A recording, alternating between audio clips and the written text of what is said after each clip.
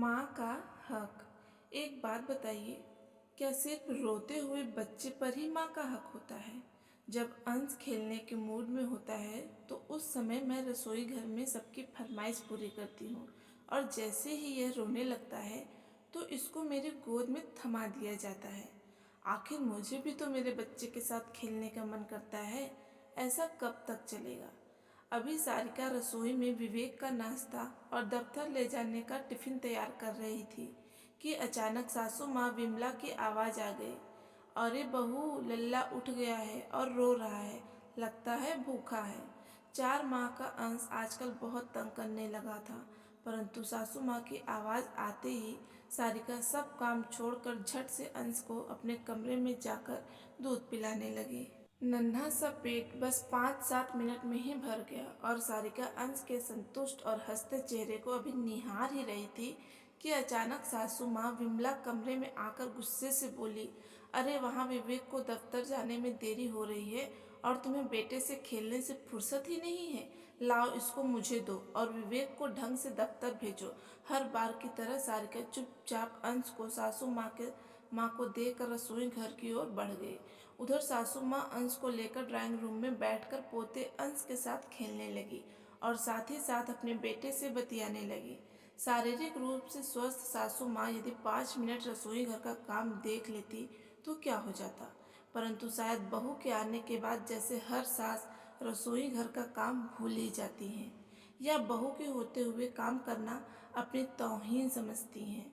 बस ऐसे ही कुछ विचार सारिका के दिमाग में उमड़ घुमड़ रहे थे। उधर पेट भरा होने के कारण अंश भी अच्छे से खेल रहा था। इतने में देवर और ननद भी कॉलेज जाने के लिए तैयार हो गए, तो उन्होंने भी सारिका को नाश्ते के लिए आवाज़ लगा दी। एक मशीन की तरह सारिका सारे काम कर रही थी। कल तो पूरी रात अंश की वजह से सो भी नहीं पाई थी। आजकल सर्दियों में रात में बहुत बार उठता था। इतने में ननद रिया की आवाज़ आई, भाभी लो, अंश ने अपने कपड़े गंदे कर दिए, आकर इसके कपड़े बदल दीजिए। बस मम्मी जी का और अपना पराठा सेक कर आती हूँ रिया, कहते हुए सारिका ने और जल्दी जल्दी हाथ चलाने शुरू किए। अरे बहू, अब आ भी जा, गुस्से से विमला जी बोली। सासू माँ का पराठा बनाकर अपना पराठा बिना बनाए सारिका ने सासू माँ को नाश्ता पकड़ाया और अंश को उठाकर गुसल खाने की ओर भागी। उधर विमला जी आराम से टीवी चलाकर गर्मा गर्म नाश्ता करने लगी और दोनों बच्चे भी कॉलेज को निकल गए। अंश के कपड़े बदले ही थे कि उसे फिर से भूख लगाई थी। रसोई घर से अपनी ठंडी चाय और 2 बिस्किट लेकर सारिका अंश को दूध पिलाने लगी। अब उसमें अपने लिए नाश्ता बनाने की हिम्मत नहीं थी।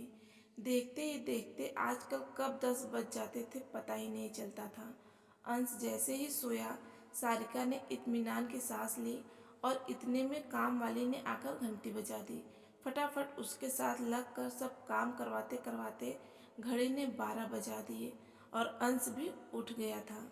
सासू माँ भी मंदिर और अपनी मित्र मंडली से मिलकर घर आ गई थी। चल अब अंश की मालिश करके उसे भी नहला धुलाकर मुझे दे दो, सासू माँ ने आदेश दिया। आधा घंटा अंश की अच्छी सी मालिश करके नहलाकर उसको सारिका ने दूध पिलाया ही था कि अंश 2-3 घंटे के लिए सो गया। उसे सासू माँ के पास लिटाकर सारिका खुद घर के बचे हुए कामकाज करने लगी। दोपहर का खाना खाकर 2 घड़ी आराम करने ही लगी थी कि अचानक अंश उठ गया और फिर रोने लगा। बहू देख, इसको क्या चाहिए, कहते हुए अंश को विमला ने सारिका को थमा दिया। शाम को भी यही सब कुछ लगा रहा। यह तो हर रोज की ही बात हो गई थी। जब अंश खेलता या हंसता तो तुरंत उसकी गोद में से लेकर परिवार के सभी जन उसको खिलाने लगते, परंतु उसके रोते ही तुरंत अंश को सारिका की गोद में पकड़ा दिया जाता था। रात को जब सब खाना खा रहे थे तो अचानक अंश रो पड़ा। विवेक ने सारिका को उसको थमाते हुए कहा, इसको संभालो, हम लोग आराम से खाना खा लें। आज सारिका के सब्र का बांध टूट गया। 4 महीने से यह सब कुछ चुपचाप देख रही थी। गुस्से में बोली, एक बात बताइए, क्या सिर्फ रोते हुए बच्चे पर ही माँ का हक होता है? जब अंश खेलने के मूड में होता है तो उस समय मैं रसोई घर में सबकी फरमाइश पूरी करती हूँ, और जैसे ही यह रोने लगता है तो इसको मेरी गोद में थमा दिया जाता है। आखिर मुझे भी तो मेरे बच्चे के साथ खेलने का मन करता है। ऐसा कब तक चलेगा। मैं सोच रही हूँ कुछ दिन के लिए माँ के घर रहकर आती हूँ, क्योंकि यहाँ पर तो मुझे मेरे बच्चे के साथ समय बिताने का मौका ही नहीं मिलता और मैं उसके बचपन को जी भी नहीं पा रही हूँ। सारिका की बात ने विवेक को भी हिलाकर रख दिया था और विमला जी की भी आंखें नीची थी। मन ही मन सोच रही थी कि बहू कह तो ठीक ही रही है, इसलिए पहली बार उन्होंने बहू का कोई विरोध नहीं किया।